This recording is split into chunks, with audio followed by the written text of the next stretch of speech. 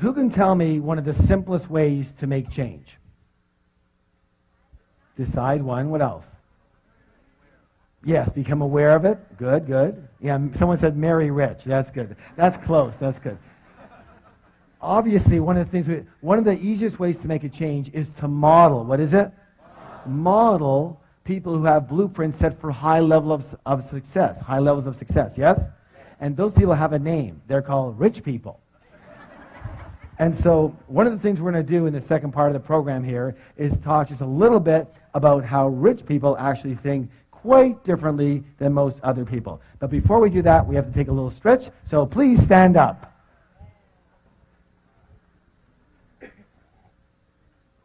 All right.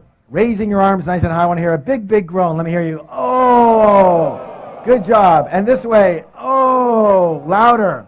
And the other way. Oh. And backwards. Oh. And forward. Oh. Give somebody a double high five and say, you're awesome.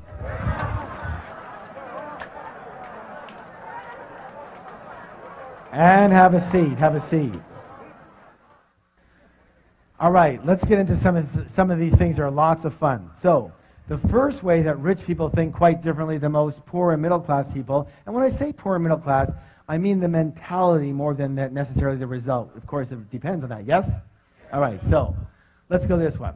Rich people believe what? I create, one more time, twice as loud. I create my life. And most poor and middle class people, what do they believe? Life happens to me. Life happens to me. If you want to create real wealth, it is imperative to believe that you are at the steering wheel of your life. You have to believe that you are the one who creates your success, you are the one who creating your mediocrity, and you are the one creating any financial struggle.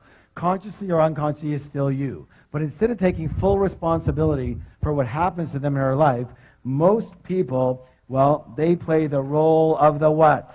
The victim. Now, you can always tell a victim because they leave 3 indelible clues.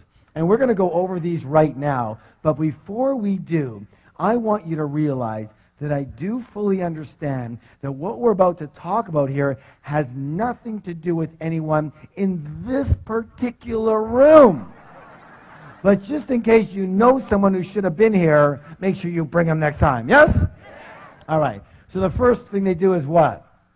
They blame, that's right. They blame the economy. They blame their type of business. They blame the stock market. They blame the real estate market. They blame the city they live in. They blame the taxes. They blame the government. They blame their employer. They blame their employees. They blame their manager. They blame customer service. They blame their partner. They blame their upline. They blame their downline. They blame their husband. They blame their wife. And of course, everybody wants to blame their parents for something.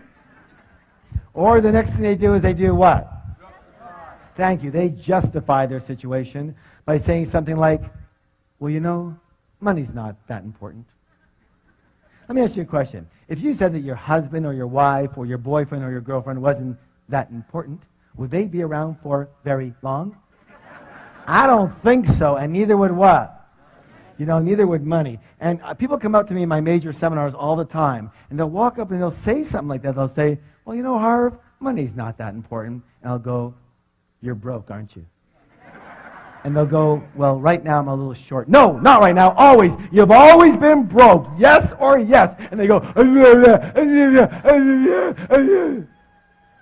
of course they're broke. Of course they're broke. If you didn't think having a motorcycle was important, would you buy one? Would you have one? Of course not. If you don't think having a pet parrot is important, would you buy one? Would you have one? Of course not. If you don't think money's important, would you have any? Of course not. You know, you can actually dazzle your friends with this information. The next time your friend comes up to you and says something lame like that, here's what I want you to do. I want you to roll your eyes up into here and look up into the heavens and put your hands up here on your forehead and go, you're broke. And they're going to go, how did you know? And you're going to go, what else do you want to know? That'll be $50, please, and you'll have a whole new business. Of course they're broke. Let me just say this for the record. Anybody who says money is not important doesn't have any. True or true? All right, now, the third one here is absolutely imperative. What's it say, please? Complain. Let me say this right now. Complaining is the absolute worst possible thing you could do for your health or your wealth. The worst. Why? Well, one of our other programs is called the Wizard Training. What kind of training? And that's all about how do you manifest what you want with elegance and joy versus a lot of struggle. And the way to do that is using universal principles. And so you can be in alignment with the laws of nature instead of fighting against them. Does that make sense? All right. And one of those principles I'm sure you heard of, and it says this. I want you to repeat it. It says, what I focus on expands. Let me hear you.